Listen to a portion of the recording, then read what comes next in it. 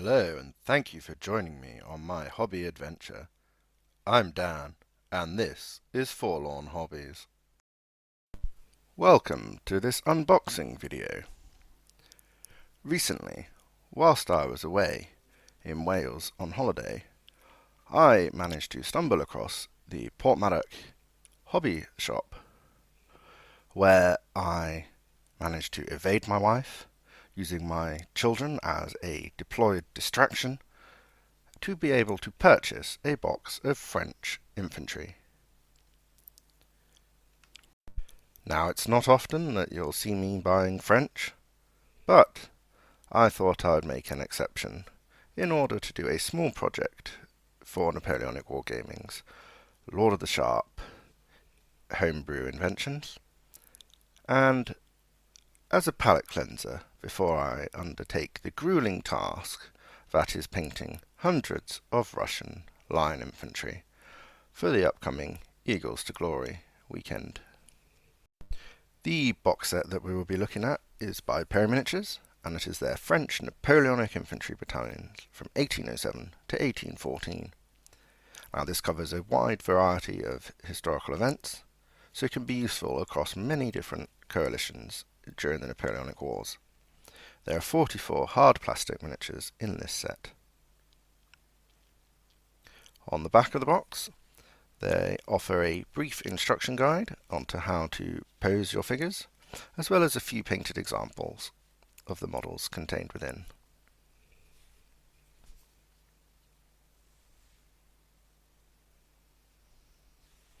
Now let's open up the box and see what's inside.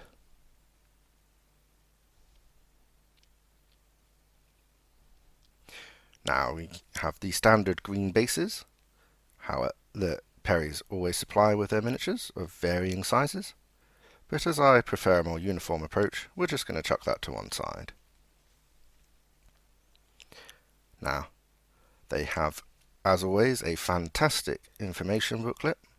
Now, it offers the suggestions for your deployment of the Fusilier battalions and the Grenadiers and Voltigeurs and how you would put them in the battalion, as well as a good variety of flags, not only French, but Italian, Swiss, and Neapolitan as well. Opening up the booklet, there is a huge variety of uniform guides, from the traditional French line to the Italians, the Swiss, and the Neapolitan regiments, as well as more unique units such as the Garde de Paris as well. Now, these are detailed with their jackets and their shako designs, so that you can use it to make a variety of regiments of your choice. It also offers a painted example of what the uniform looks like on the miniature as well.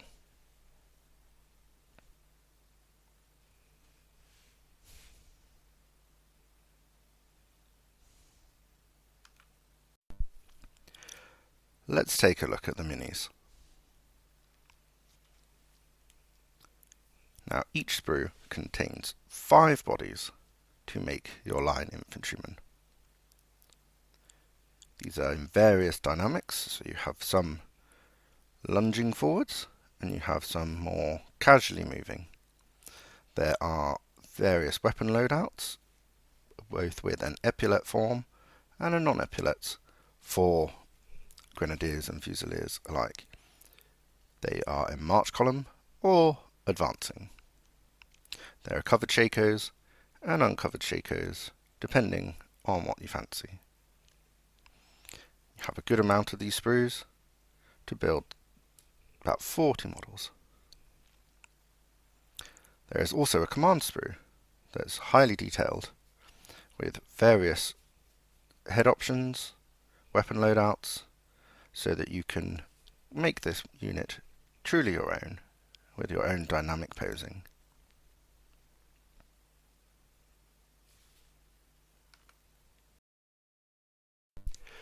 Now, let's build some minis.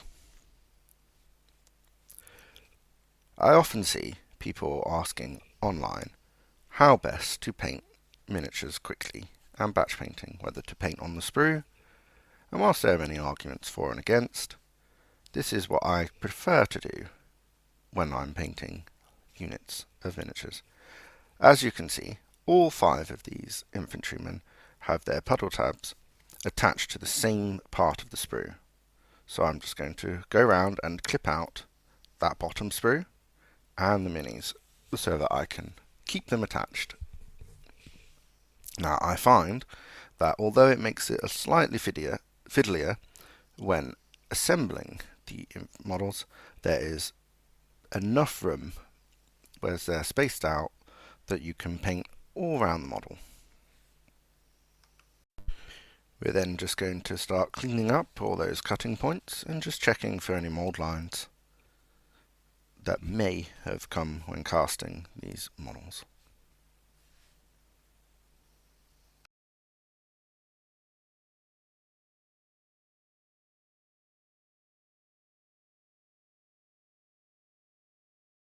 Now, I like to clip out and clean up all the parts that I'm going to use before assembly, just so it can speed up the process.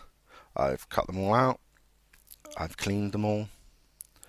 It means I can then just allocate them to each model, put the glue on, 5, and then just go right arm, arm, arm, backpack, backpack, backpack, so on, so on.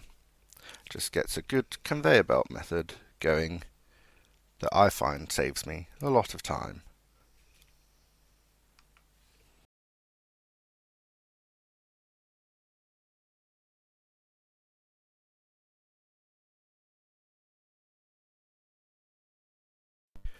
It can be quite fiddly to line up the musket and the supporting arm in the advancing pose.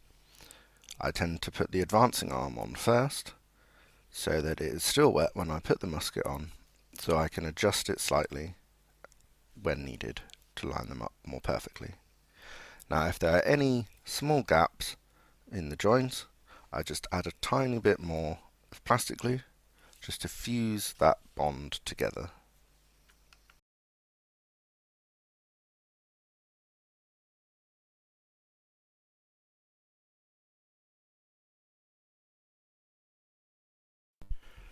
Once the models are assembled, I take a piece of off-cut wood and apply superglue to the top of it before putting the sprue on the top centrally to create an impromptu paint handle that allows me to hold the models quite easily. Now there are fantastic paint handles professionally made available, but these can get quite pricey when painting large battalions, so I find a few offcuts of wood I can just stick all the battalion on and paint away. Overall, I have a very positive reaction to this box. The model amount for price, I think I paid about £22 for it, was great. The sculpted detail, fantastic. The information sheet, as always with Perry's, was brilliant. The first skirmishing, I think this is probably one of the best plastic French sets that you could have. My only issue, although, as I've already stated, I like the variety, is when it comes to painting and building hundreds of these for a game of black powder, I think that the kit is a little bit too fiddly for the effort when you just really want to take infantryman, put a head on, put a backpack on, move on to the next one. Because you want a similar pose and in march column. But that really is the only downside for me, is just that extra effort accumulating over the hundreds of models that you would need for a French army for black powder. Otherwise, this is a fantastic set that I would highly recommend.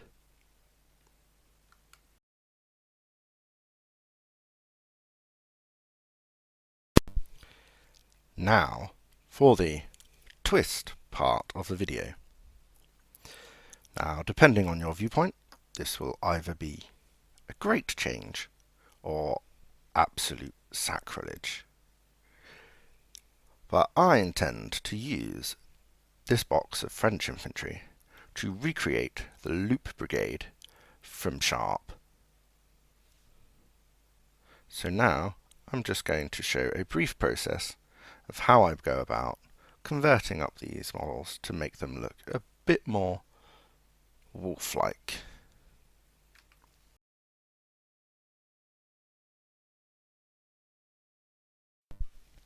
Going to start by mixing up some green stuff, although other modelling putties are available, before taking a smaller piece and rolling it out into a sausage-like shape, so I can do the first shako covering, which will be a small wolf pelt tied around the bottom of the shako, before having a slight tail down one side. Now, unfortunately, I have lost my hobby tools, so I'm having to rely on my hobby knife to do most of the sculpting for me, and I will always make sure I just apply a little bit of water to it to stop it from sticking.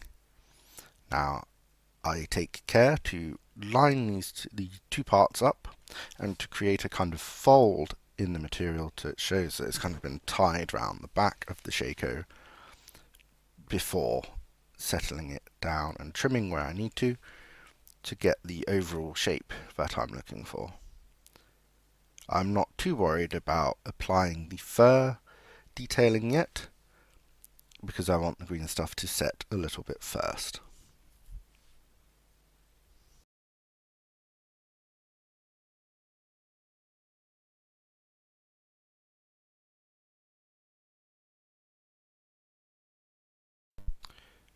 For the other shakos, I choose a variety of designs, some being fully covered with wolf pelts, others just having a wolf kind of perched on the top with the pelt flowing behind them, or even just a wolf pelt over the shoulder, because I think adding this variety to the models will, when they're on the tabletop, give them a more unique appearance.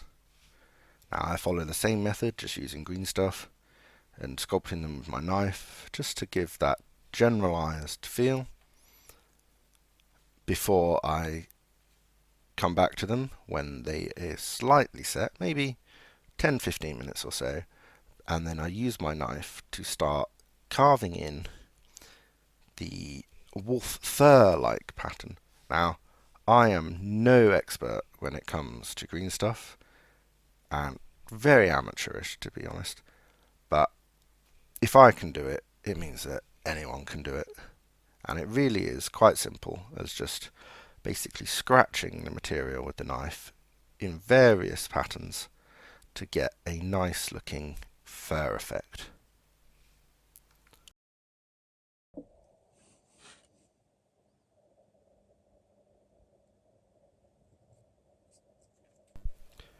Now here's the final result. It's slightly difficult to pick out with my camera, with the focus, but I'm very happy with how these have turned out, and I will look forward to painting them up in a future video.